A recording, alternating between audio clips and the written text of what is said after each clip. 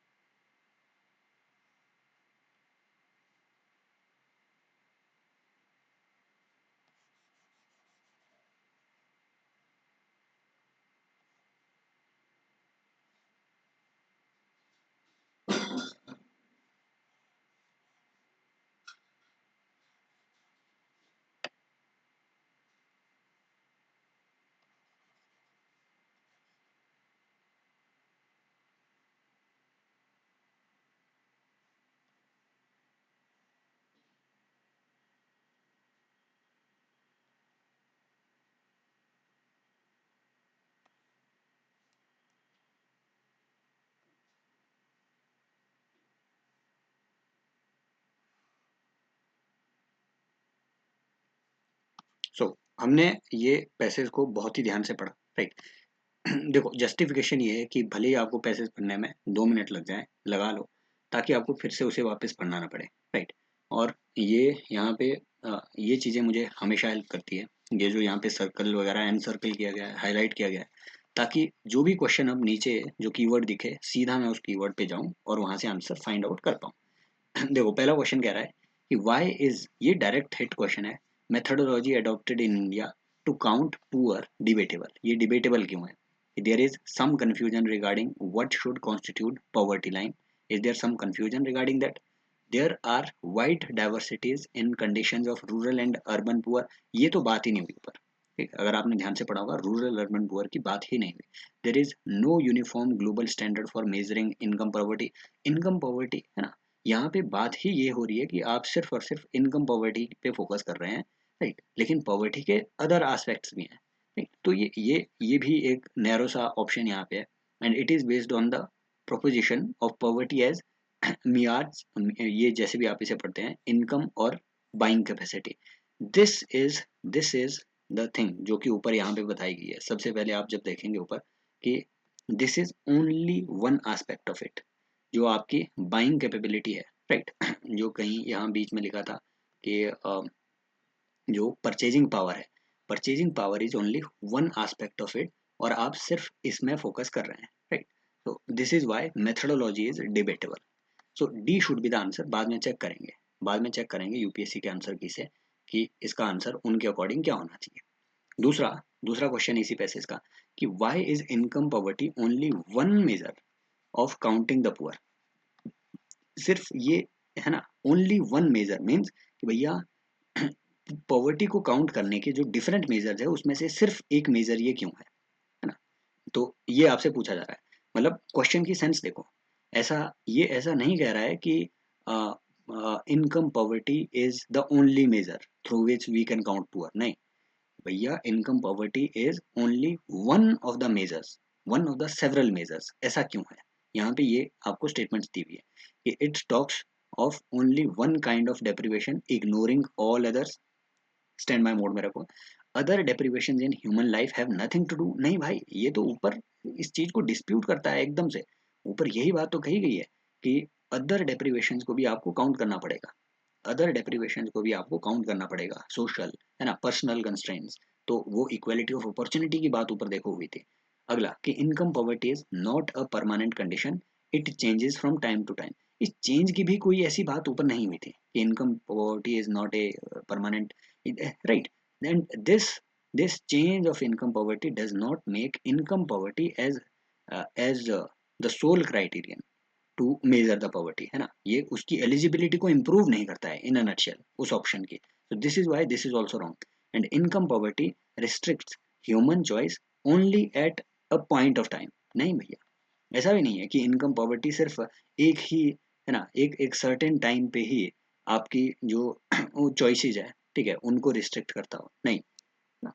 In a nutshell, it talks only one kind of deprivation, ignoring all others. Income poverty सिर्फ आपकी economic deprivation की बात कर रहा है, सोशल पर्सनल कंस्ट्रेंट्स, अपॉर्चुनिटी की कंस्ट्रेंट्स, इसको इग्नोर कर देता है। So this is why this should be the answer. बाकी चेक करेंगे यूपीएससी के आंसर की से। Next, what does author mean by poverty of life. Poverty of life से ऑथर का क्या मतलब है, ये देखो बिल्कुल सिंपल, जैसे सीधे सीधे क्वेश्चन है कि all deprivation in human life which all deprivation which stem not only from the lack of income but lack of real opportunities. इस चीज की बात ऊपर हुई थी पैसेज में, वापस जाएंगे। And impoverished state of poor people in rural, again rural urban area, समझ रहे हो, ये जो उनका दिमाग यहाँ पे बीच में चला हुआ है, रूरल अर्बन फालतू में घुसेड़ा हुआ है पैसेज में, कहीं आपने रूरल अर्बन देखा नहीं, उस चीज को एकदम से एलिमिनेट कर दो जो पैसेज में है ही नहीं। कि missed opportunities, missed opportunities, missed opportunity का मतलब क्या होता है कि opportunity was available but you missed it, समझ रहे हो। So this and missed opportunities due to personal circumstances. अभी ऊपर चलते हैं, ठीक है, वापस मैं आपको बताऊंगा इसके पीछे का रैशनल क्या होता है, क्यों मैंने वो चीजें हाईलाइट करी थी। And material as well as non material deprivation in human life which restrict human choices permanently ना। परमानेंट रिस्ट्रिक्शन के ऊपर, ह्यूमन चॉइसेस के रिस्ट्रिक्ट होने की बात ऊपर हुई थी, परमानेंट रिस्ट्रिक्शंस की ऊपर कोई बात नहीं हुई थी, समझ रहे हो। ये परमानेंटली वर्ड इन्होंने एक्सट्रीम यहाँ पे बनाने की इसमें इसीलिए कोशिश करी थी। अब देखो ये दोनों आंसर क्यों नहीं होंगे, ये चीज देखने के लिए ऊपर हम चलते हैं, ठीक है, ये चीज देखने के लिए ऊपर चलते हैं, उस पैसेज को एक बार फिर से पढ़ते हैं, कहाँ गया वो पैसेज। तो one second, one second, yes, यहाँ देखो, हमने ये देखा था ना कि सोशल कंस्ट्रेंट्स और पर्सनल सर्कमस्टांसेस, ये दोनों चीजें जो है आपकी अदर एस्पेक्ट ऑफ पॉवर्टी को लीड करता है। और ये सी ऑप्शन क्या कह रहा था, सी ऑप्शन कह रहा था सिर्फ और सिर्फ personal circumstances. This is why this was not all encompassing option, ठीक है, ये जो सी ऑप्शन था only personal circumstances, this is why this should not be option. और इसीलिए आपको ध्यान से पैसेज पढ़ना होता है। वो जो आप तक यूट्यूब की वीडियो सर्कुलेट होकर के आ रही है कि बिना पढ़े पैसेज में आंसर लगाएं ना, वो आपकी एक्यूरेसी को इम्प्रूव नहीं कर पाएगी। और एक्यूरेसी इंप्रूव करने का मतलब ये होता है कि 20 आंसर तो सही सब लगा लेंगे 27 में से, सी सेट उसका निकलेगा जो 24 या 25 लगा पाए। तो ये 4 या 5 क्वेश्चन आपके अच्छे से पढ़ के ही निकलेंगे। Then impoverished state of poor people in rural urban, इसकी तो कोई बात ही नहीं हुई थी। This is why answer should be this कि all deprivations in human life which stem not only from lack of income, भैया लैक इनकम पॉवर्टी ही नहीं बल्कि लैक ऑफ रियल अपॉर्चुनिटीज। तो ये है ना, अपॉर्चुनिटीज की बात ऊपर हुई थी कि रियल अपॉर्चुनिटीज आपके पास होनी चाहिए, right. So these are the questions जो हमने यहाँ पे अभी यहाँ डिस्कस करे। एक दो और क्वेश्चन देख लेते हैं, ठीक है, एक दो, let us see, just practice one more passage. इस पैसेज को एक बार, ठीक है, इसमें अगेन 3 क्वेश्चन है, थोड़ा टाइम लग जाएगा, इस वीडियो को शॉर्ट ही रखते हैं, ठीक है, एक एक एक क्वेश्चन काफ़ी है। अब चेक करते हैं ज़रा, इस वीडियो को शॉर्ट रखते हैं, अदरवाइज फिर 20-25 मिनट की बन जाती है ये। तो आंसर चेक करते हैं ज़रा, हमने क्या लगाया।